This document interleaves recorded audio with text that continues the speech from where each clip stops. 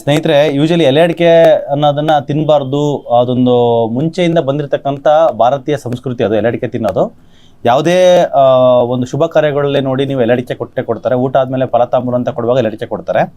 ಅದರಿಂದ ನಮ್ಮ ದೇಹಕ್ಕೆ ಸಾವಿರಾರು ಬೆನಿಫಿಟ್ಸ್ ಆಗುತ್ತೆ.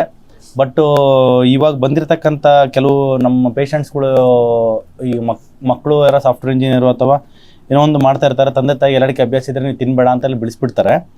ಅದರಿಂದ ಏನಾಗುತ್ತೆ, ಅದು ಏನಕ್ಕೆ ಬಿಡಿಸ್ತಾರೆ ಅಂತಂದರೆ ಚೆನ್ನಾಗಿ ಕಾಣೋಂಗಿಲ್ಲ, ಅದು ಬಾಯಿ ಒಂಥರ ಕಾಣುತ್ತೆ, ಅದರಿಂದ ಒಂಥರ ಸೋಷಿಯಲ್ ಕಾಳಜಿ ಅಂತ ಬಿಡಿಸ್ತಾರೆ. ಬಟ್ ಸಾಮಾಜಿಕ ಕಾಳಜಿಗಿಂತ ಅದು ನಮ್ಮ ದೇಹಕ್ಕೆ ತುಂಬ ಬೆನಿಫಿಟ್ಸ್ ಆಗುತ್ತೆ.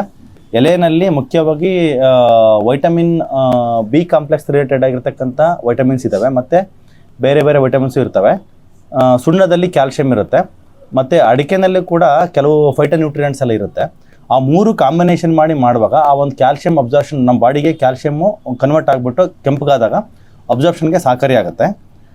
ಮತ್ತು ಬಾಯಲ್ಲಿರ್ತಕ್ಕಂಥ ಬ್ಯಾಡ್ ಬ್ರೆತ್ ಅವಾಯ್ಡ್ ಆಗುತ್ತೆ, ಹಲ್ಲುಗಳು ಶಕ್ತಿ ಆಗ್ತವೆ. ಮತ್ತು ಊಟ ಅದರಲ್ಲೂ ಏಲಕ್ಕಿ ಅದೆಲ್ಲ ಸೇರಿಕೊಂಡು ನಾವು ತಿಂದರೆ ಊಟ ಆದಮೇಲೆ ಚೆನ್ನಾಗಿ ಡೈಜೆಷನ್ ಆಗುತ್ತೆ. ಅದೇ ಥರ ಬೋನ್ಗಳು ಗಟ್ಟಿ ಆಗ್ತವೆ. ಮತ್ತು ದೇಹದಲ್ಲಿ ಏನಾದರೂ ಬ್ಯಾಕ್ಟೀರಿಯಾಗಳೆಲ್ಲ ಇದ್ದರೆ ಆ ಸುಣ್ಣ ಇರೋದ್ರಿಂದ ಅದೆಲ್ಲ ಸತ್ತೋಗ್ತವೆ.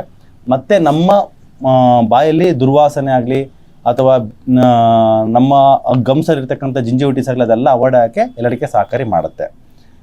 ಸೊ ಹಂಗಾಗಿ ನಿಮಗೆ ಎಲೆ ಅಡಿಕೆ ಆಗ್ತಕ್ಕಂಥ ಅಭ್ಯಾಸ ಇದ್ದರೆ ನಮ್ಮ ಪೇಷಂಟ್ಸ್ಗಳಿಗಾಗಲಿ ಅಥವಾ ಬೇರೆಯವರಾಗಲಿ ದಯವಿಟ್ಟು ಎಲೆ ಅಡಿಕೆನ ಕಂಟಿನ್ಯೂ ಮಾಡಿ.